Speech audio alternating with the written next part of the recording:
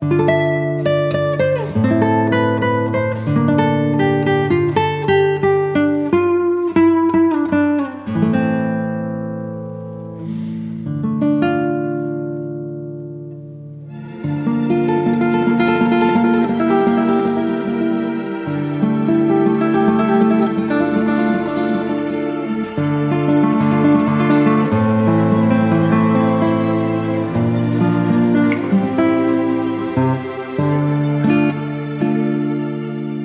thưa quý vị, sổ gạo, tem phiếu, giấy chuyển lương thực là những thứ vô cùng quan trọng trong các gia đình thời bao cấp.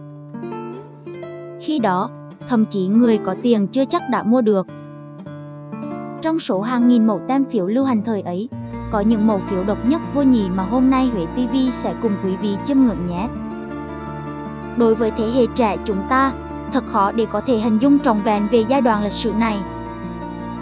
Những gì chúng ta biết được chỉ là qua lời kể của ông, bà, cha, mẹ hay tìm hiểu trên sách báo cùng xem chụp ảnh về cảnh xếp hàng mua lương thực thời bao cấp để có cách nhìn rõ ràng hơn.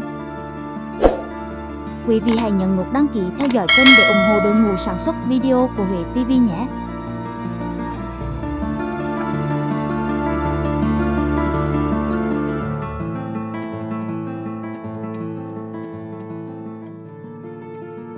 Đầu tiên là những hình ảnh về các cửa hàng và cảnh xếp hàng, chờ đợi đổi tem phiếu lấy đồ tiêu dùng.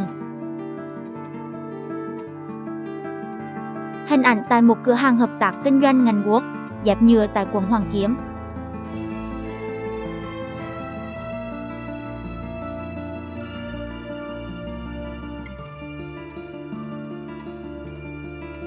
Còn đây là hình ảnh tại một quầy kinh doanh tổng hợp ngày nay chúng ta gọi là cửa hàng tạp hóa.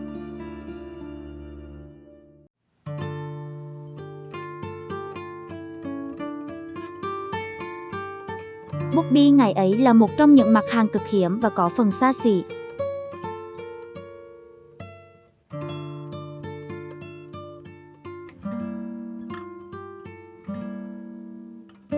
Hình ảnh các cô mẫu dịch viên làm việc với phương châm phục vụ kiểu mẫu.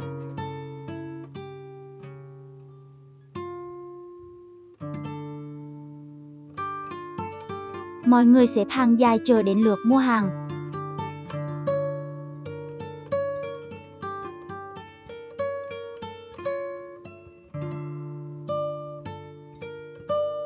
Hình ảnh mẫu dịch viên đang cân hàng để phát cho mọi người.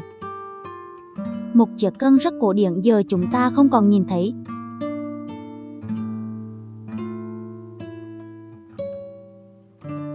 Mọi người chen lấn giờ cao điểm, không làm vậy thì rất có thể chẳng còn hàng để mua.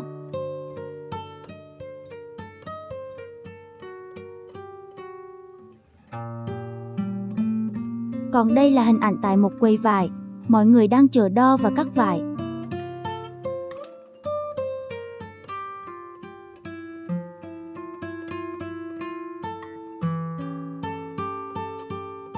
Những chiếc đài bán dần được coi là xa xỉ phẩm thời bấy giờ.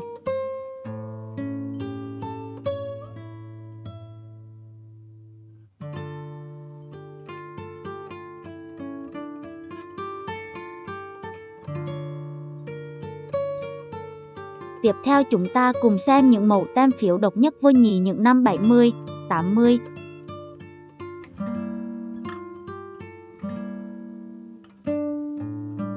Năm 1970, mỗi phụ nữ khi sinh được nhà nước ưu tiên phân phối 1 lít nước mắm, 2 kg đường và 3 kg thịt. Tuy nhiên, mỗi tháng sau khi sinh, họ chỉ được cấp một loại thực phẩm với số lượng theo đúng quy định. Đây là phiếu bồi dưỡng dành cho cán bộ công nhân viên sinh con. Đối với người đẻ thuộc diện dân nông thôn năm 1970 chỉ được cấp 1 lít nước mắm và 2 kg đường. Phiếu thực phẩm bồi dưỡng người đẻ này cũng giống như chế độ thai sản nghỉ đẻ hiện giờ. Thời bao cấp, mỗi người trong từng khu vực nhất định sẽ được cấp phiếu mua lương thực. Nhưng nếu ai phải đi công tác xa nơi cư trú đăng ký hoặc chuyển chỗ ở thì họ phải có giấy quyết định chuyển nơi công tác, kèm theo giấy di chuyển lương thực để có thể cung ứng lương thực tạm thời.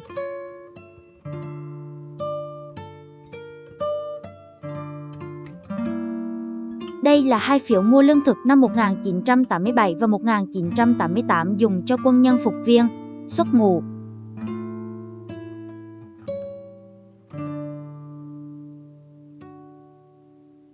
Phiếu phân phối hàng hóa thay tem phiếu.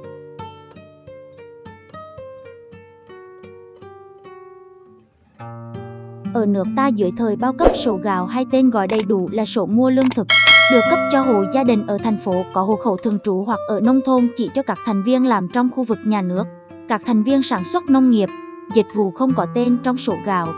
Đây là cuốn sổ rất quan trọng để mua lương thực mà gia đình nào cũng phải có. Vì vậy, mới có câu mắc nghệt như mất sổ gạo.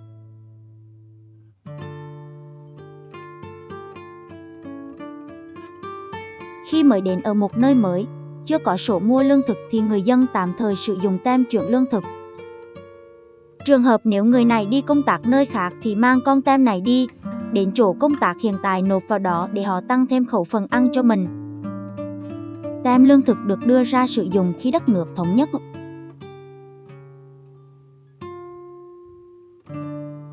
Tùy theo từng đối tượng mà nhà nước phân phối cho sử dụng số lượng thực phẩm, hàng hóa khác nhau. Khi ấy, người có tiền chưa chắc đã mua được tem phiếu. Đây là tem mua thịt 500g năm 1977. Còn đây là tem đường.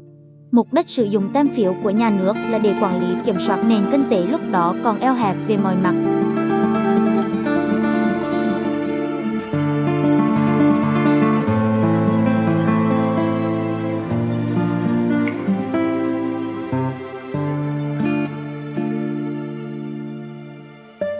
Mỗi gia đình tùy vào vị trí công việc, nghề nghiệp và niên hạn, được quy định mặt hàng, số lượng được mua bằng tem phiếu. Sổ gạo do ty thương nghiệp mỗi tỉnh cấp, đóng dấu đỏ mất không cấp lại. Tem phiếu của Hà Nội, Hà Nam, Ninh, Đồng Tháp. Ngoài mẫu tem phiếu chung cho cả nước do Bộ Nội thương ban hành, mỗi tỉnh có mẫu khác nhau. Các mặt hàng Tết phong phú hơn, từ đường, nước mắm đến bột giặt, thậm chí cả pháo đốt bởi giai đoạn này nhà nước chưa cấm.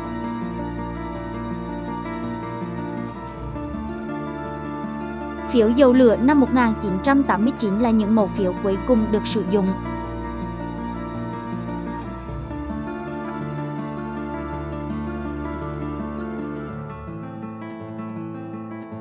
Giấy đi đường được ty công an Sông Bé, ty là sở ngày nay, còn Sông Bé hiện là hai tỉnh Bình Dương và Bình Phước cấp cho Phan Thị Phùng 34 tuổi ở Chánh Nghĩa. Tỉnh Sông Bé được phép đi đến 28 trên 15 Lương Văn Can, phường 19, huyện Quận 8, thành phố Hồ Chí Minh.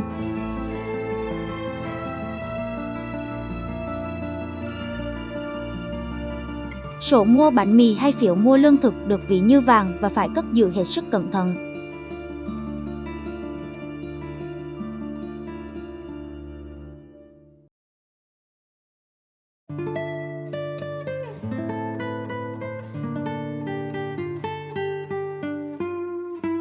Bộ 4 sổ lương thực của 4 quận nội thành Hà Nội lúc đó, quận Hoàn Kiếm, Hai Bà Trưng, Ba Đình, Đống Đa.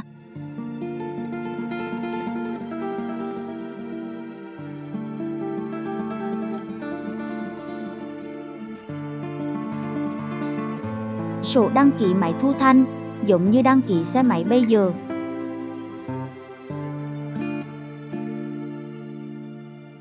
Tem lương thực được sử dụng khi đi công tác. Với chiếc tem này, ta có thể đổi lấy các loại lương thực như gạo, sắn, ngô, khoai tây, hạt lúa mì, với trọng lượng tương đương ghi trên tem. Phiếu mua chất đốt và tem đường. Với phiếu mua chất đốt thì có thể sử dụng để mua dầu hỏa, củi, than. Mỗi lần sử dụng, mậu dịch viên sẽ cắt bỏ một ô trên tờ phiếu tương ứng với số lượng mua. Phiếu mua thịt. Đây là phiếu có thể sử dụng được tại các cửa hàng bán thực phẩm mậu dịch quốc doanh trên cả nước. Phiếu mua xăng mô tô, xe máy. Phiếu này được mua theo mệnh giá lít ghi trên phiếu. Phiếu mua vải. Mỗi năm, trung bình một người dân sẽ được mua khoảng 4 mét vải tùy vào từng thời kỳ.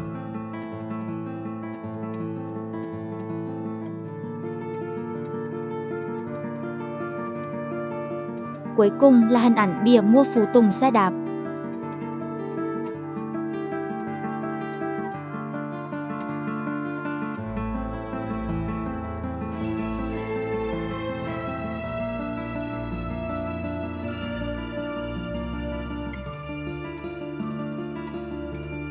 Quý vị thân mến, chắc hẳn có một số mẫu tem phiếu vừa rồi quý vị đã từng được sử dụng.